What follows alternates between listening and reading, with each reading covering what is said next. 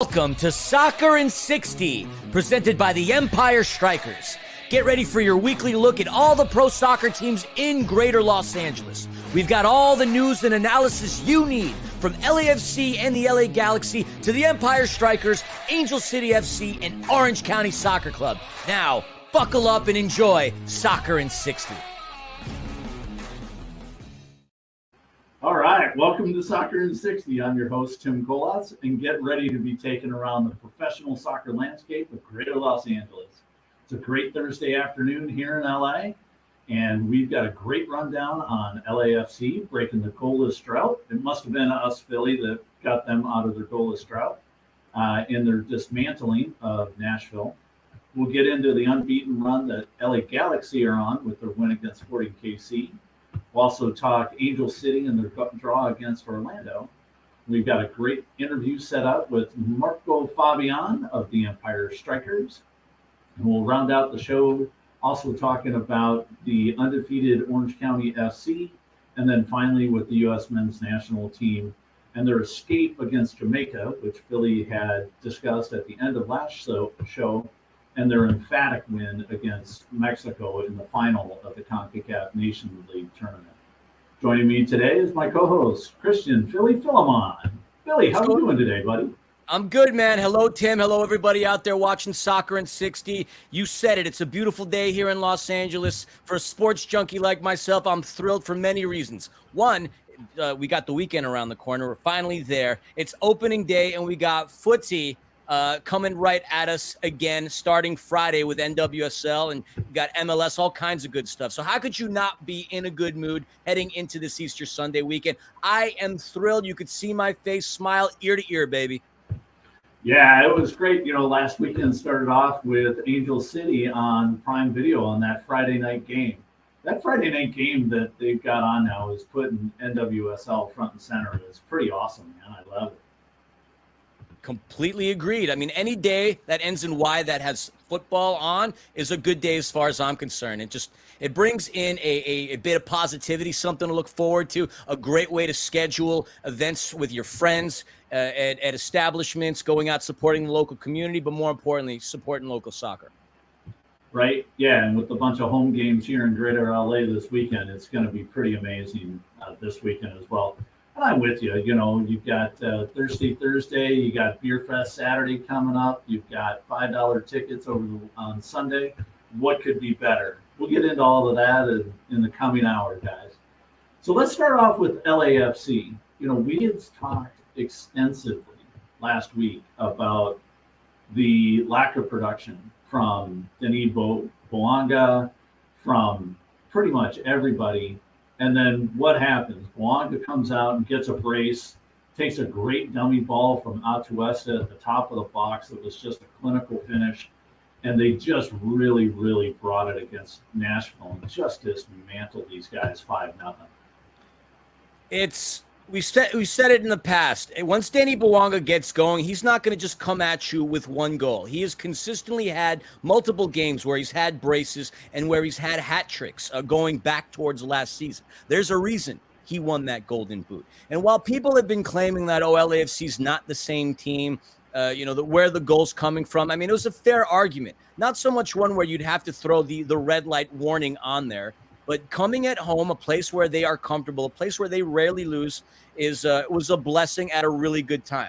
Nashville is a team that consistently has been solid and a team that consistently gets draws against other opponents. And, I mean, this is the fourth time that these two sides met. The series was split, 1 win, 1 draw, 1 loss a pop. And what I know a lot of LAFC people were looking forward to was the return of Walker Zimmerman. Walker Zimmerman was part of the club during that inaugural season, and he was moved over to Nashville a couple of years after that LAFC season debut, and then slowly but surely solidified his legend in Nashville lore, scored the first game in club history. But sad to everybody that went to BMO Stadium, Walker didn't make the trip because he hurt his knee against Miami, so there was no Walker Zimmerman in attendance. Yeah, that was a drag. That would have been fun to see him back out on the field, but unfortunately, taking a bang to the knee doesn't help him getting out here and being, coming out and seeing his hometown crew and giving them a big solid return to BMO. You had mentioned, Nashville's plays a solid game in the most useless stat in the world. Nashville controlled possession for 55% of the game. When you do that, you normally, you're taking care of the ball. They made over 100 more connections on passes than LAFC did, and yet they just got dismantled. I mean, each of those goals was clinical finish, some great finishes. Atuesta gets the 5th goal of the game just to bury these guys. It was fun to watch, and then, Joe Willis, the goalkeeper for Nashville SC, takes a red card in the 62nd minute. And as a former referee, it was the right call. I mean, I know they went to VAR, but getting him to make that save outside the box, it had to be a direct red card. 100% dog, so without a doubt. I mean, it was a great pass by Ilie Sanchez trying to connect with Kike Oliveira over there on the right side. He had to do what he had to do. I mean, Joe Willis is a solid keeper. He knows that if he didn't try to make that play, LAFC would have ran off with it. And honestly, they did. Going into the second half, this game was already over. You talk about the possession, that's fine. The passing, that's fine. But in reality, it's much ado about nothing. LAFC had 26 shots with 16 of them on target. If they wouldn't have had that many goals, that would have been more of an unfortunate set of circumstances. But, they got things going.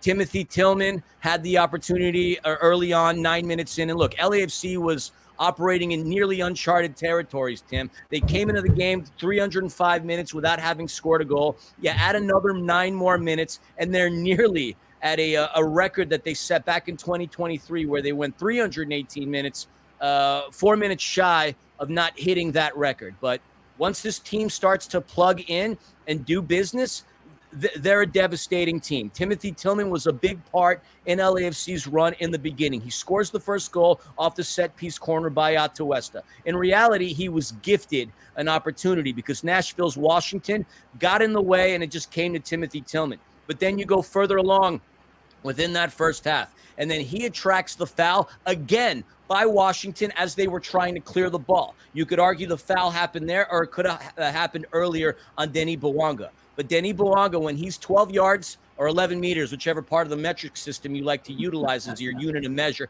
he is devastating. With that penalty kick, he is batting 1,000, as they say in baseball. He's a perfect 4 for 4 on PKs. Then later on in the game, he gets a beautiful opportunity to score on the right side. Then he assists at the very end. He was all over the place. He is unfortunate to not have had a hat trick. He was really aiming for it, but once he gets going, he's a very tough player to stop, and so is LAFC. They'll beat you on the counter, and Denis Bouanga will break your ankles, stuff you in your back pocket, and then call your mother and say thank you for giving birth.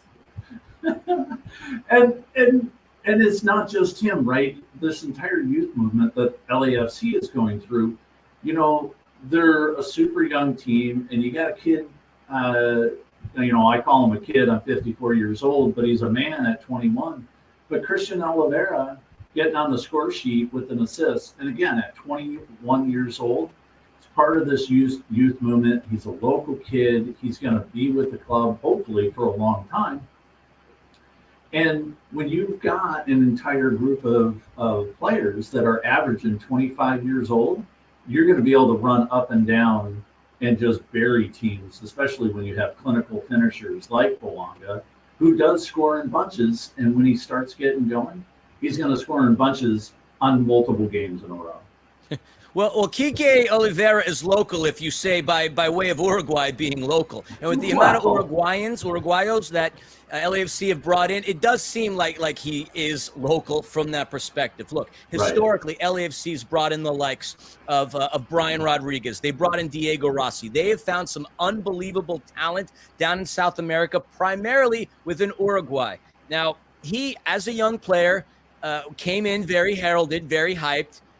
Too many opportunities where he had wide open looks and he would biff it or make some kind of mistake, break a defender on one side, and then just absolutely kick it right to the goalkeeper, which is a problem that started accumulating from the time he scored his last goal in the fall of 2023. But I think it's a big goal for him to get ups his confidence and makes the fan base a lot happy with him. Because I got to tell you, like, I have plenty of people that I know within that LAFC world. Some of them were starting to lose a little bit of their patience, if you could believe it, with the 21-year-old, because they were seeing shades of a Brian Rodriguez. They were seeing shades of a Christian Ramirez and Andre Horta, players that they brought in to score goals that were unable to finish, but finish he did, a goal and an assist.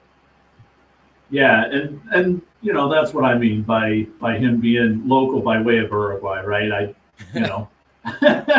It's Montevideo, LA, Yeah, it's all in almost the same time zone. How about that? No, it's only about 4 hours ahead of us. But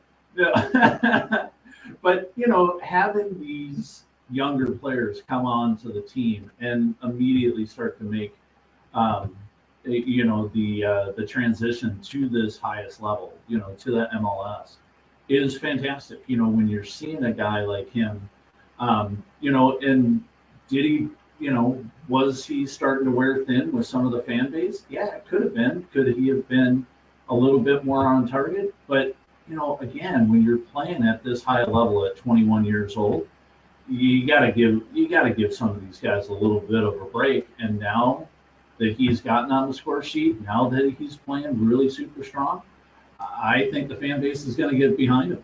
Yeah. And real quick before we wrap up LAFC, look, now that they're undefeated at home this season, they're 2-2-1, 7 points. They're only 3 points out of first place. So anybody that was discounting LAFC and writing them off as this is their season where they're done, they're very much not done. Their next game is going to be Saturday against Colorado at 1 p.m. Pacific Standard Time, and there you have it, LAFC. Awesome. All right, let's move on to LA Galaxy. I'm sporting some brand new gear I got over the weekend, so that was super fun. Thanks, MLSsoccer.com. And, $40, nothing like it. One of the things that I was noticing that came about during this game was that John McCarthy was solid early and often. Dejan Joveljic, he puts 3 goals in the net. Unfortunately, only one of them counts. But they played strong off the hop in this game. And, even though that, they had to fight back and get back after it, they played such a strong game throughout that, again, while it's the victory is 3-2, they could have easily had 5-2 in this game. Going on the road and winning in any league, in any sport is often daunting. And when you go to Blue Hell, which is what they refer to as Children's Mercy Park, Blue Hell, because hell is exactly what every visiting team gets from the home side, it's a tough place to play. Sporting Kansas City, a wonderful history dating back to the origins of this league, and they have a manager who's among the best to do it, in that of Peter Vermees. Both teams had very similar storylines coming into the game, Tim. SKC, undefeated. They had 3 straight draws and a win against San Jose. The Galaxy, same story. 3 draws and a win against San Jose. So a win against your rival in the Western Conference, highly important. And now we finally got to see the start of Gabriel Peck. Finally, he gets into the lineup, and it was only a matter of time, especially with the amount of money that they threw his way. Eric Zabaleta starting in place for Martin Caceres was also a very big point. But, for the G's going into 46 degrees at Children's Mercy Park, weather going to be a factor. But Sporting Kansas City, what they didn't have Johnny Russell, a guy who's been a thorn in the sides of many players against many teams, was not there. But when you have the likes of a Daniel Shalhoub, Alan Polito, Eric Tommy, Sporting Kansas City is a very tough team. And they did get started really early, peppering John McCarthy relatively quickly.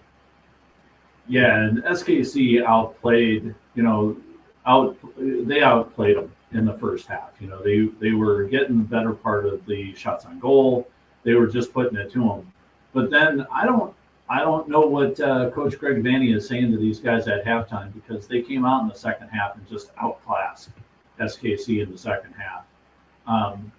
Joveljic gets another goal. He ties Brian McBride as the only MLS player to score in the first 5 games to start a season. And they just came through with a completely different level of play. And again, I mentioned it a minute ago, they had 2 goals called for offside, both solid calls, perfectly called offsides. But the fact that they were on target with a whole lot more shots in that second half just just proved that they were coming out and they didn't want to lose this game. I got to correct you real quick, Tim. Oh, there's sorry. a gentleman by the name of Brian McBride who might be a little upset that you didn't consider him as far as being one of the only MLS players in history to score in a team's first 5 matches. Joveljic joins Brian McBride, and if you want to see him, Brian McBride. What's that? He joins them. I'm sorry. All good. I mean, and now the only reason like this is really fresh in my head, you start watching morning footy on the Golazo Network on Paramount Plus, you start to see him at the desk with Nico Cantor, Alexis Guerreros, so on and so forth. But you're right. Whatever Greg Vanney said to this team at halftime must have inspired them. But at the same time, if you're Greg Vanney, it's also got to fluster you. How many times has this team been in scenarios where they have been down and had to crawl back into this game, whether they were leading, whether they ended up having a tie, whether the other team came up, whether they would go back through it, but they show grit, they show a tenacity that we haven't seen in Carson at Dignity Health Sports Park in a very long time. And you mentioned his name, Dejan Joveljic is a big piece of that, but as is Ricky Puig. Ricky Puig is that linchpin in the midfield that's helping a lot of things happen for the G's. Paintsill also fantastic. Peck gets his first assist. Offensively, they have been very, very good this season. But defensively is where they've had their issues because John McCarthy, 7 saves in the game. He looked at 25 shots. He looked at 8 of them being on target. That's tough. Regardless of whether you're Real Madrid, the LA Galaxy, Manchester United, doesn't matter what team you are. When you have that much production heading your way, it can be a scary thing. And that's where the G's are going to have to shore their game up if they're going to look to remain competitive this season. You can't go out there and score 3 or 4 or 5 goals per game and give up that many. It's not always going to work in your favor. Yeah, and you had mentioned a couple things that Gabriel Peck, he gets in the starting lineup and plays 83 games. He played 83 minutes, and he played a solid game. But the defensive mindset that these guys got to have, they got to be able to play a little tighter when they're in that defending third. To give up 25 shots, while 17 of them are off target, you're still giving up 25 shots. I mean, that's a lot of production to give up to another team. And you put another 3 or 4 on target, the G's aren't winning that game. And if you don't have a keeper as talented as John McCarthy, you also aren't sticking to this game. Look, no disrespect to Dave Bingham or Jonathan Bond, but John McCarthy has proven that he's already a better keeper. And he's getting peppered so consistently. But, in reality, Sporting Kansas City blew this one. I mean, with an XG of over 3, they blew it. Up at home, 2-0 against your rival. You have the vast majority of shots, the vast majority of shots on target, and you still can't get it done. Shame on Sporting Kansas City for this one. But again, hats off to Greg Vanney and the Galaxy. There's something special brewing in Carson, and they're young. They're talented. They're hungry. The team chemistry is there. They just have to repair what's going on in that back line. And this isn't just this season. This was going back to even like Zlatan's time period. That was a persistent scenario. So if they can figure out how to plug in those holes and kind of crater that Swiss cheese that's going on in that back line, this is going to be a team that's going to make a very deep run in the MLS Cup playoffs. Yeah, right. Because as soon as you can tighten that down and you get those shots, not only just on target down, but just shots in general, if you can start keeping some of these teams to 12, 13 shots in a total game, now you're making John McCarthy's job a lot easier. And there's a lot less diving deep to your left-hand side to make one of the hardest saves in all of soccer. Yeah. Joveljic, a talent that's just been splendid, and you saw a lot of flashes of that throughout the previous couple seasons, but a lot of his time was overshadowed by other players. Him having to come in for Chicharito on numerous occasions to be a super sub and get things going. Now he knows that the offense is going to come through him. Now he's spent a little while in this league, and he's gotten accustomed to the pace, the physicality of things, and he's proving to be a rock star kind of a player for the side. And with his ability to score goals and this entire team's ability to rally in in tough circumstances and get back out on there and grind out these wins, it's massive. The Galaxy now remain undefeated. They've got 2 wins, 3 draws, 9 points. They're in second right now, 1 point behind the Loons of Minnesota United. Yeah, it's great to see them stay undefeated and have a comeback win. So let's move on to the Empire Strykers.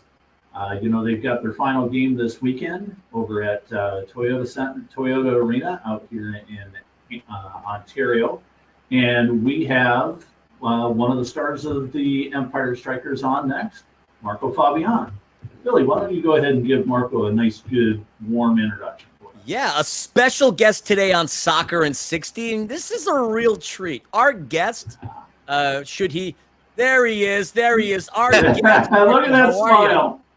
A legendary footballer who has competed on the biggest stages for some of the world's biggest clubs, in front of some of the most ruckus fans, against some of the world's very best. A champion on multiple fronts, a gold medal winner, and now a star in indoor soccer. Call him marvelous, call him magnificent. We know him as Marco. Marco, welcome to Soccer in 60.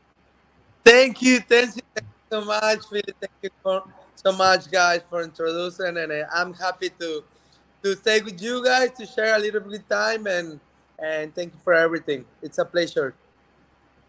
It's always a pleasure to have you. You're always smiling. You're always in a good mood. I mean, you've really seemed to be enjoying life in Southern California. Marco, talk to us about some of the fun things that you've been enjoying since you've been here. I mean, that smile on your face indicates that you were up to something cool recently. Yeah, you're right. It's one of the things, like, I get all my life now, and man, the people, when they know me, I try to enjoy every single moment. And of course, when I receive an offer to come here, to play in the new challenge for me in indoor soccer in California, is one of the moments when I have a choose to come here, but I'm happy to take this decision, because share time with the people, actually with the Mexican fans in California, also with the other people, but it's always a pleasure for me, right? And then start a new challenge, play indoor soccer. It's one of the things, like, at the beginning, it's like, I don't know, maybe it's because it's completely different. I don't know if it's difficult for me, if it's another stage, but step by step, I start learning, and I got it. And then until now, I'm just finished my season. Just I don't know what happened on Sunday for 3 goals, and I can be the scorer of the league, and of course I feel good and I feel happy. I think the most important in the life is just try to be happy at this level, and just share the positive things with the people. Oh, 100%. I mean, you're always happy. You're so humble. You're kind to everybody. You stay after the games, taking pictures with the fans, signing autographs. I mean, it's just a humbling experience watching you do your thing. Like, I sit down in the distance and I just watch you interact. It's amazing, my friend. It's absolutely amazing. And speaking of amazing, you taught your career, obviously, at Chivas de Guadalajara, winning a gold medal with Mexico, hoisting trophies with Eintracht Frankfurt, winning the Pokal. You've done some great things outdoors. We're not going to talk about that. You talked about the indoor stuff.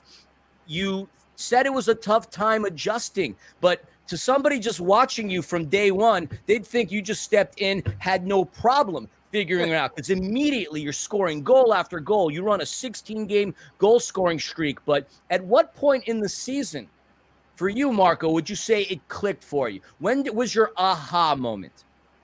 Well, it's difficult to get at this big moment, but I think after 4 or 5 games, I start, like, at the beginning I start learning. I ask my teammates, I ask my coach, I ask everyone, like, where's the biggest tips at points to play your soccer, because it's a real different. Uh, You have to play with the board. You have to know what is the change, what you go out, what you go in, what is the defense, a lot of different things. One of the things, when I my whole career, what is good for me, is the shooting far away. I score a lot of goals in outdoor soccer with Chivas, with Cruz Azul, with the national team. with Eintracht, but I just translate these characters to the indoor soccer. So I know indoor soccer is a small field, it's a faster soccer. So I just try to get a ball. If I have some chance, I want to score. I want to shoot. I just get a shoot. Even if it's not goal, it's opportunity to score at another teammate. So it's one of the things when I have in my mind, and then I start to learning how the movement, how I play with the boards, how this change. So I still learn, but I think after 4 or 5 games, it's with the moment when that guy. Gotcha. That's awesome. So you had talked about it, about learning how quickly the game is, and we've seen some of your teammates a little bit struggle with the speed of the indoor game due to the smallness of the field. You know, you're talking a third less on the length and half as much on the width. But you said something just a second ago that really piqued my interest, is that you're going to take a shot on goal, whether it goes in or not. Explain to us a little bit more about why you're doing that and how that's actually helping your teammates get more goals for them and for the team as a whole. Yeah, it's like what I say. I try to talk with guards the opportunity to, of course, for a win. I always say I like to score, of course, score, but for the most important for me is win a team, right?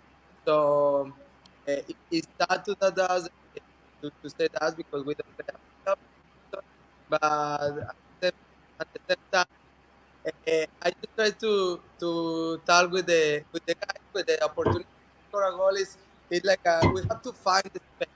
We have to find the space. Very important because you have to be smart. One of the things you play your soccer, you have to be smart. How is the movement? How is the space? Because it's always you play one at one. Sometimes you play a house, but normally you play like a basketball. You play one. Really important, and then, of course, we have to play four. So sometimes, but the most important is not the goal; it's the second ball. It's the both. So Yeah. Hey, we're having a little bit of problems with your microphone there, Marco.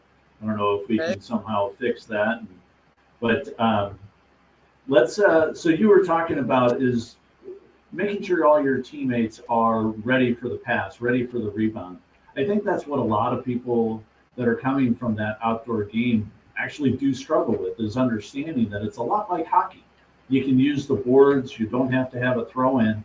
And if you can take that ball off the boards or back off the glass and be ready for it, I think you're going to be in a much better position to put the ball in the back of the net. yeah, you are right. So you listen to me? It sounds a lot better, Marco. Keep talking. I'll put my hand up if we're having an issue. I just keep talking. If you're not, just let me know. Yeah, it's like you are right. You are right. It's players like the whole career they play outdoor. It's important to come to the soccer and how they play with the boards.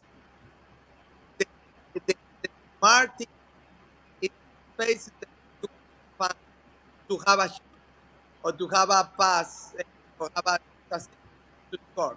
That's the most important.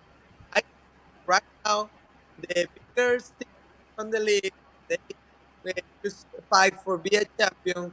Like I want to say, like Monterrey Flash, like Chihuahua, like I know the guys played together a long time ago, and they know how they move, how they pass and move, and sometimes they find a space to get a shoot.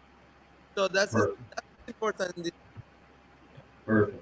Yeah. Well, Marco, we're still having a couple of those audio issues. I mean, we did get more of the gist of things, but I did want to obviously mention that We're very lucky to have you in this area playing at the highest level. And I loved your game from your time in the Bundesliga, because that's when I first learned about you. I love you even more as a human being. And I don't know if you could see it above my shoulder, but that's how much I respect you, not only as a player, but as a human being. So I just want to say thank you for everything that you've done here in indoor soccer for Empire Strykers and for all the fans that have come out to watch you. Thank you, Billy. I told you already. It's a pleasure to me. I try to be humble every day, and I'm happy to be here.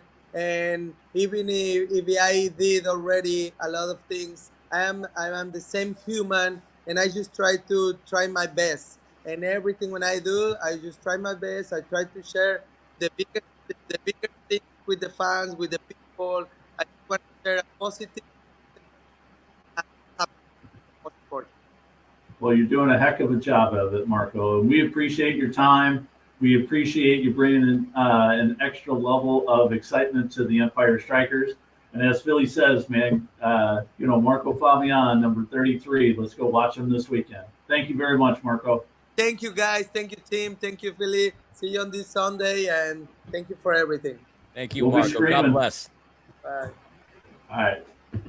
Dude, what a great human being. I've seen him a couple of times after training, and that smile that you're seeing on his face right now, it doesn't quit. It's amazing to watch that guy all day, every day. He's got that big giant smile on his face. It gives you, I don't know how it affects me in such a positive way. I don't even know what to say, in the sense that, like, I've been around a lot of professional athletes, musicians, and whatnot, but there's usually like an aura of anxiety or whatever around some of them. With Marco, just so humble, so kind, such a phenomenal player. You can see like the bonding that he's had with his teammates.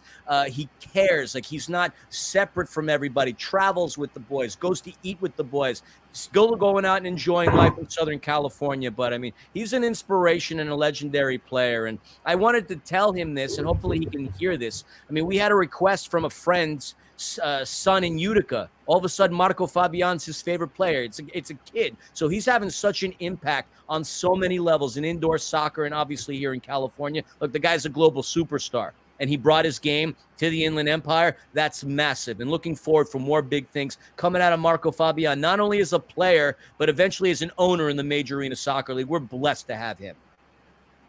Yeah, for sure. Having him be in that position here with Empire, and then eventually going into the ownership, it is such a big win for MASL and soccer as a whole, right? Because you just mentioned it. You meet some of your heroes. You meet some of the people that you've idolized. Growing up, I was watching Pele. Never got to meet him, but you could just see that he had that very big smile, that broad smile, wanted to be just a good human. Marco's got that same quality. You get him. I've seen him interact on the field with other players from the other teams. They respect him. You get we were at on the field a couple of weeks ago, and he had literally 300 people screaming his name, chanting him for him to come over. And he came over and was signing autographs for 20 minutes after the game.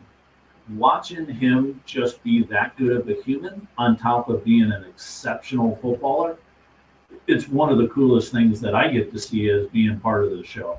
Yeah, 100%. And people don't realize the reach that he has. I mean, he's got over 1 million followers on social media alone. A lot of people are familiar with Marco Fabian. And if you haven't gotten to see him live and in person, you got your opportunity this Sunday. Yes, I know it's Easter Sunday, but you could celebrate it in the morning. We have $5 tickets going on. It only costs $5 to see Marco Fabian. It's Fan Appreciation Day. It's the final game of the season for the Empire Strykers.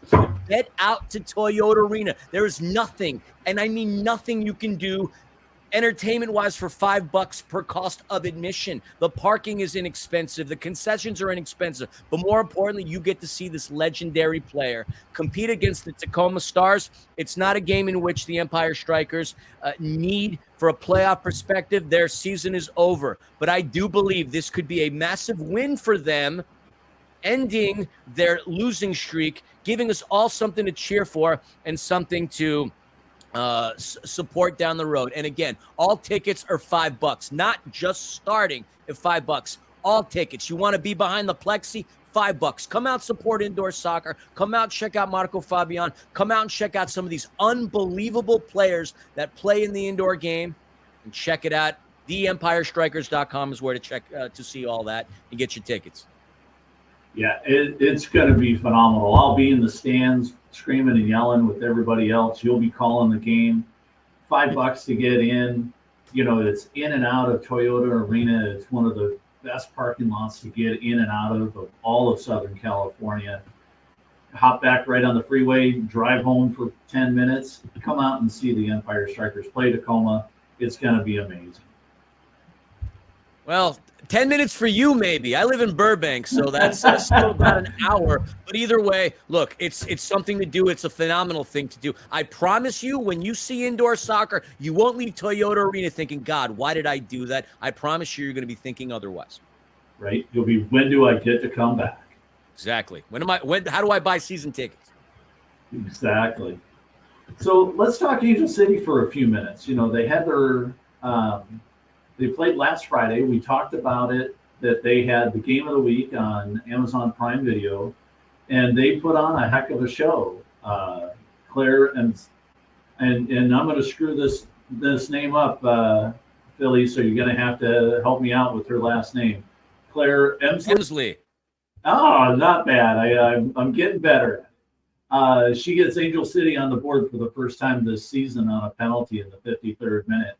And it was a well-earned penalty for Angel City to get on the board.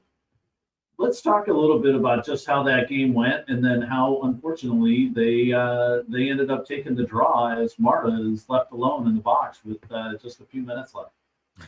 The ties between Angel City and Orlando are nuts. In fact, I think there are more Angel City players that have been in Orlando, or what's the phrase I'm looking for? It's the club that has the most ties to Orlando than any other team in the NWSL. You got 6 players on Angel City that once were down in the House of the Mouse, Orlando, Florida. You've got, Messiah Bright was there. Claire Emsley was there. Sydney LaRue, Allie Riley, Jasmine Spencer, new midfielder Megan Dougherty-Howard. You got a lot of former Orlando players that were going back to familiar territory wearing a completely different kit. How they would be viewed by the fans, your guess is as good as mine. But you mentioned somebody, Marta, one of the greatest ever to play this game. Keep that name in the back of your mind, because as we talk about this recap, she had a huge, huge part in this game. Now, as far as the way it starts, Angel City getting in there with their 4-3-3, head coach Becky Tweed keeping the same exact lineup with the exception of the center forward position. Sydney LaRue didn't start, nor was she in the 18.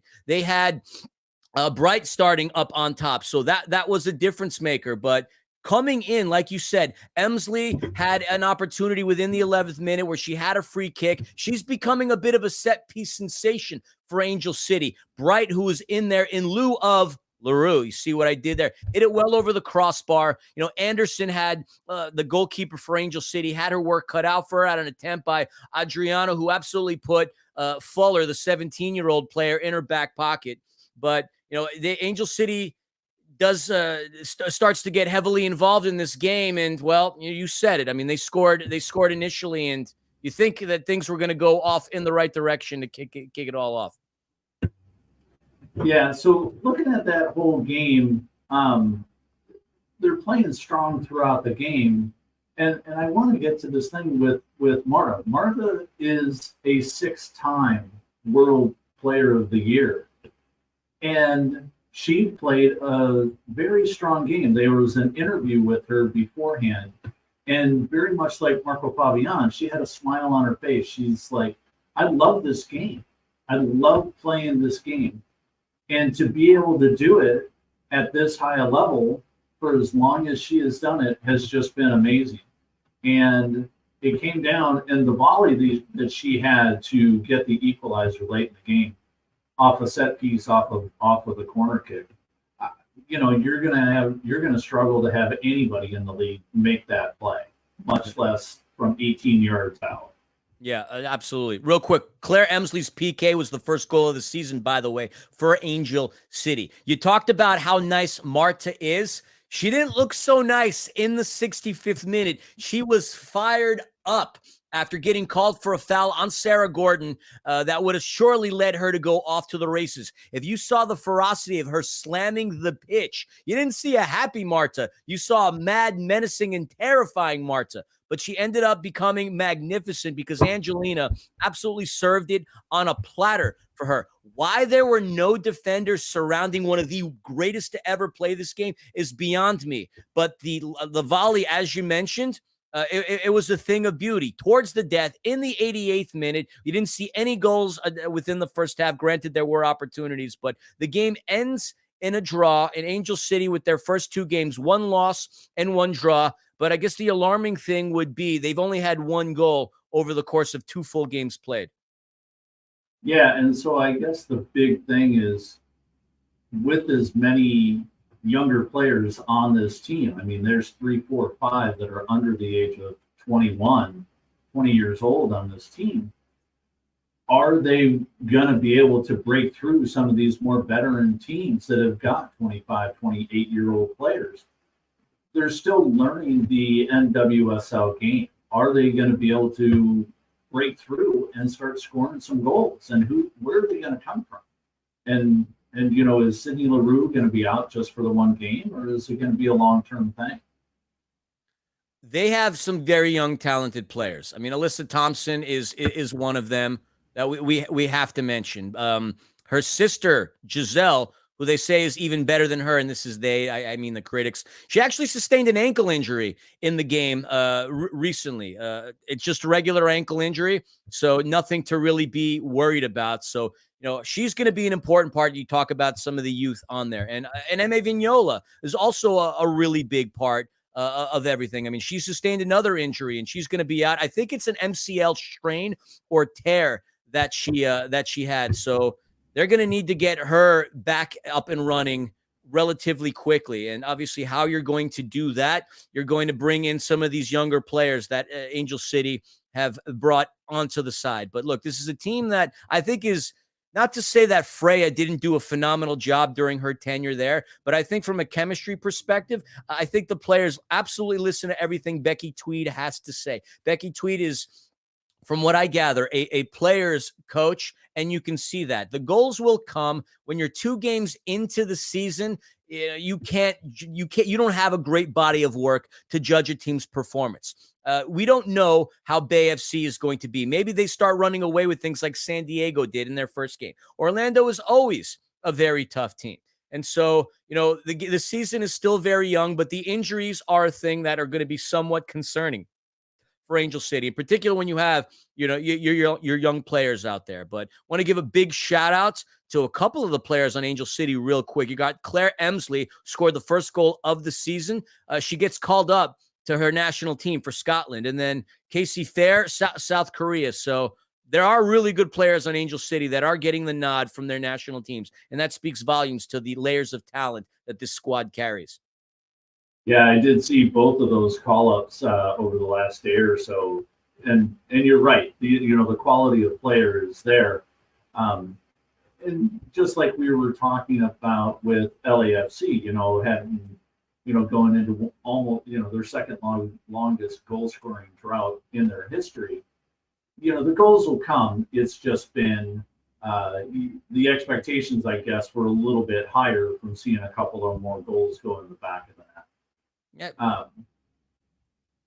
Yeah. I was gonna say, taper those expectations. They're gonna come. Just go out there and support the girls. And they have a game coming up really quickly. I mean, they're playing March the 30th at Kansas City. By the way, very cool things going on at Kansas City. That team has very first women's only soccer specific stadium. I think it's fantastic. And I know my wife, Amanda Fillian, would kill me if I don't throw this out there real quick. If you want to listen to more Angel City content, check out the podcast, Angel City Chicks. There is a watch party going on at 33 Taps in Culver City. That's the name of the bar, 33 Taps, and also 33 Taps Silver Lake. So get out there and support Angel City along with some like-minded people. Their next game, again, March 30th at 12:30, same time as LAFC, by the way. That should be a good one for Angel City and for NWSL. So 33 taps Culver City, 33 taps Silver Lake. Check it out. Awesome. Yeah, get out and support the Angel City team and the NWSL as a whole. A lot of great things going on. Let's move over to Orange County SC. They had their home opener this past weekend, and it was a sold-out show down in Championship Stadium. 5,500 rocking people came out to support the local team down there in Irvine. And coming from behind, they were down 2-1, and they came back and made a draw 2-2.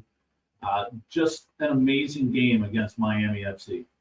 An entertaining one as well. And not only was it a sellout, Tim, it was their 8th straight sellout, the longest in club history. So kudos to everything going on down in Orange County. OCSC getting the cheeks in seats, and that's what you like to see. There's a lot of talent within USL and a lot of Championship, League One, so on and so forth. And we saw a lot of that exhibited in the game between Miami FC. Their player, Alan Gavalenis, he was fantastic, drawing first blood, getting things going in the 12th minute. He somehow got through 3 defenders, slicing them up before burying one past Shuttler. This was a young man who not only scored once, he scored twice. He was a fantastic player to keep an eye on. Yeah, and watching him play, watching him get both of those goals, you could just see that he's destined for great things, both inside the USL Championship and potentially further on down the road. In the second half, the spark comes out right out of second half. Thomas Amon, who's out of Cameroon, comes on, fires 2 shots on frame within his first 10 minutes. And then on an in-swinging corner kick, the goalkeeper comes out to challenge for the ball. Ball comes right to Thomas, and he puts it in the vacated net. That was super fun to watch. I mean, super fun to watch. I mean, it was a great ball that there was a deflection that got right to Thomas. And I mean, that point, by the time he'd scored the goal, that was his 3rd shot within the short time period that he had competed in. So, kudos to him. And if you were listening to the audio, I mean, cue up Pennywise's Bro Him. The crowd was going nuts on Among's goal. I mean, he's a player that, has been around. He's done some things. But a player I wanted to highlight really quickly, OCSC's first goal came by way of Ashton Miles. Now, the reason why he's important is because he nearly got carved up badly. 19th minute, I just wanted to go back to that first half. There was a play in which he headed one backwards to Lopez, and he had such a brilliant chip that almost got by Shuttler. But in the 33rd minute, Brian Olowski, set piece, another great scenario. Most of the old goals by OCSC came by way of set piece. Olowski fired that one in there, and then Ashton Miles atoned for his previous sins and had a splendid header. Not only did he have the first goal of the game, but he had his first professional goal, period. So I thought that was awesome and a very big deal for the young man. Yeah, and Ashton's only 19 years old, and he's a local kid. He's from Fullerton, played in Huntington Beach, and to come in and get his first professional goal in front of 5,500 raucous people is just amazing. And like you said, he did, he's atoned for that mistake. It could have been hypercritical to the outcome of the game, but he comes back, he fights it off. He's like, yep, let's go get it. And then buries one in the back of the net. Really, really good to see from the young man. Another young man that I just really wanted to shout out was midfielder Ryan Ayub. The reason why I'm bringing this young man up, I mean, he made his USL debut. He was part of LAFC 2 last season. But the real cool thing about Ayub was he featured for Bayern Munich's World Squad this past summer, competing down against teams in Argentina. And for those that don't know what the Bayern Munich World Squad is, think of it this way. It's an international project where it's a conglomeration between them and Volkswagen. They're finding these U19 players and then putting them together, players from across the world, giving them an opportunity to train at Sebenerstrasse in Munich, in Bavaria, getting really great coaching tips. Mackay, for example, is on this coaching staff for the World Club for Bayern Munich's World Squad. So Ayub got to feature in that, and he played down in Argentina. And if you want to learn more about that, there's a great YouTube series featuring this. And Ryan Ayub, I know we've had conversations via social media with some of our projects with his family. I mean, very exciting young man to watch and making his debut in the USL. Very cool story that Ryan Ayub has. Yeah, that's awesome. So a couple of things before we wrap up the show. I did want to mention that the MLS referees have come to an agreement this past week between PSRA and PRO. They agreed to a great collective bargaining agreement. There's been, more than a couple, let's just say controversial calls over the past 70 matches. But the reality is the replacement referees went in, did yeoman's work in the MLS, and overall they did a good job. But it's great to see PSRA, which is the union, and the PRO, which is the Professional Referees Organization, come to an agreement and put together a contract for 7 years, so we won't have to go through this. It's one of those contracts that makes everybody just slightly uncomfortable. So it's perfect. You call it a win-win. You make it everybody's like uncomfortable. Hey, it works for me, and it's great for the game of MLS soccer. Go ahead, Phil. I was just going to say, I mean, they bumped up the salary, which is good. So they won in that sense. But I don't believe that they got what they wanted to out of the travel accommodations part of things. So like you said, making people somewhat uncomfortable, but a big win. And look, there were some controversial calls. But for the most part, like you said, so these referees that came in lieu of the pro refs, they did do a good job. And a lot of people will probably go out there and argue that pro itself doesn't really do a good job. So if you have to go below them, oy yoy. But ultimately, the deal's been struck, and you're all going to get to see the likes of Ted Uncle once again, whether you like it or not. Right. So, and then just before we wrapped up last week's show, you had mentioned that the Reggae Boys out of Jamaica in the CONCACAF Nations League were beating the U.S. men's national team 1-0.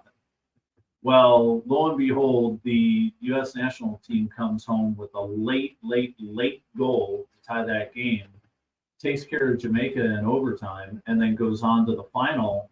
And it looks like Gio Reyna and Coach Burkhalter have buried the hatchet, as Reyna was one of the best players on the team in that final. He was. Just going back to that game against Jamaica, look, all praise to Haji Wright. Haji Wright wasn't even selected initially to be part of this squad in the CONCACAF Nations League. He was en route to Dubai with his family when an injury took place, and he had to come in. And he got things going. Look, Jamaica scoring early in that first minute was an eye-popper. As we were recording the show last week, we got into halftime with Jamaica leading the U.S. But then, we get an own goal from Corey Burke, who from Jamaica, and then Haji Wright puts in 2 more, nets himself the brace. All of a sudden, the U.S. is in the final against their arch rival, Mexico, and one of the most exciting rivalries you can possibly see in world football. You talked about what happened. I want to give the utmost praise, love, and respect Tyler Adams. Tyler Adams fought so hard to get back to being match fit ready, and he absolutely scored the golazo of golazos in his return. It was a laser beam that not even legendary Mexican keeper Memo Ochoa can stop. And believe it or not, that was Tyler Adams' second career goal for the U.S. men's national team. Coincidentally, the first one took place against Mexico back September 11, 2018 in Nashville, of all places. But it was his first start in over a year, 478 days, if I'm counting, not that I am. And he comes through and has a great goal. And then you said it, Gio Reyna. Gio Reyna has not had a lot of opportunities to play. He's on loan from Dortmund over to Nottingham Forest in the Premier League. He's played in 3 matches. That's going to wear on your confidence. But he gets in there, slots in a beauty, and the U.S., go up 2-0. But like any game between the U.S. and Mexico, there's going to be some drama.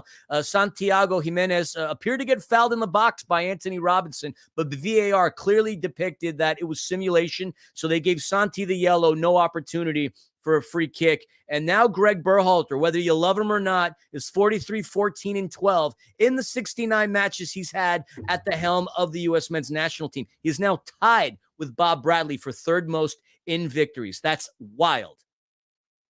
Yeah, I mean, you put that stat out there, and it's just unreal because you look at Coach and you're thinking, God, he's played some, they've done good, they've done bad, and I get the controversy surrounding him, but to bring him back, and I said this before even had the show, before we even had Soccer in 60, I had been telling all of my friends, and I'm in a couple of Google soccer groups, that they had to bring him back because he gets the soccer mantra here in America. He understands the American player, and being able to harness that with now 3-time defending CONCACAF Nation League champions, he's got it going on. He understands how to have these players come out and play their guts out for the flag. The jury is still out as far as I'm concerned personally for Berhalter. I'm yet to be completely convinced, but the proof is in the pudding. I mean, you've had a record 7 straight wins unbeaten. No, I'm sorry, 7 straight matches unbeaten against Mexico, going back to 2021. I mean, now the U.S. comes up. They have a 24-36-17 all-time record against Mexico. And it's the 11th time the U.S. men's national team has won by that infamous scoring line, 2-0. So whether you like Berhalter or not, again, in my opinion, the jury's still out on him. He's climbing up the ranks with wins. I still feel like there's a little more that can be done, but hey, we got a World Cup coming through within the next couple of years. The best way to silence the pundits and the critics is to be successful. And U.S. men's national team absolutely was successful against Mexico. They win their 3rd CONCACAF Nations League. Perfect. Thanks, Billy. Hey, thanks everybody for tuning in. Thanks for listening. This has been Soccer in 60. Billy, have a great weekend and go enjoy some soccer ball. Absolutely. We hope to see you Sunday at Toyota Arena. Remember, $5 tickets to see Marco Fabian go up against the likes of Nick Pereira, some very awesome indoor soccer players. Have a good weekend and